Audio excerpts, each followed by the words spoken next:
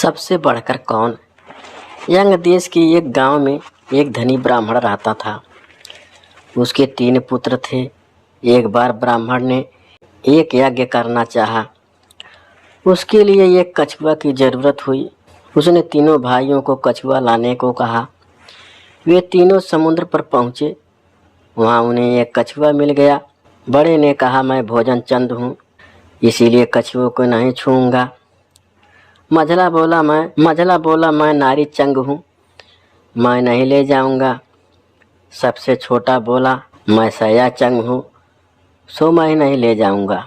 वे तीनों इस बहस में पड़ गए कि इनमें कौन बढ़कर है। जब वे आपस में इसका फैसला ना कर सके तो राजा के पास पहुँचे। राजा ने कहा, आप लोग रुके, मैं तीनों की अलग अलग जांच करूंगा।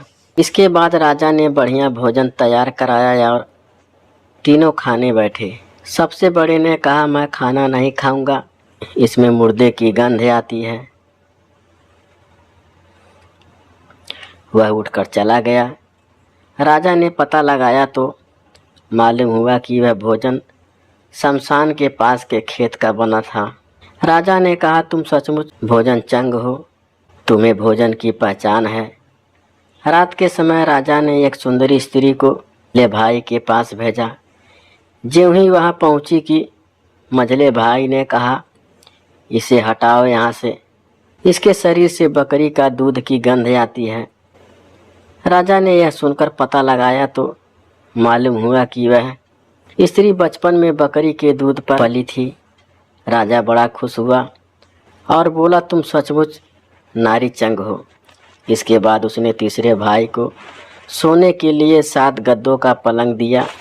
जैसे ही उस पर लेटा कि एकदम चीख कर उठ बैठा। लोगों ने देखा उसकी पीठ पर एक लाल रंग रेखा खींची थी। राजा को खबर मिली तो उसने बिछौने को दिखलवाया। 7 गद्दों के नीचे उसमें एक बाल निकला, उसी से उसकी पीठ पर लाल लकीर हो गई थी। राजा को बड़ा अचरज हुआ। उसने तीनों को 1-1 लाख सरफियाँ दी। अब वे तीनों कछुओं को ले जाना भूल गए, वहीं आनंद से रहने लगे। इतना कहकर बेताल बोला, हे राजा, तुम बताओ उन तीनों में से बढ़कर कौन था। राजा ने कहा, मेरे विचार में सबसे बढ़कर सया चंग था, क्योंकि उसकी पीठ पर बाल का निशान दिखाई दिया और ढूंढने पर बिस्तर में बाल पाया भी गया। बाकी 2 के बारे में तो यह कहा जा सकता है कि उन्होंने किसी से पूछकर जान लिया होगा।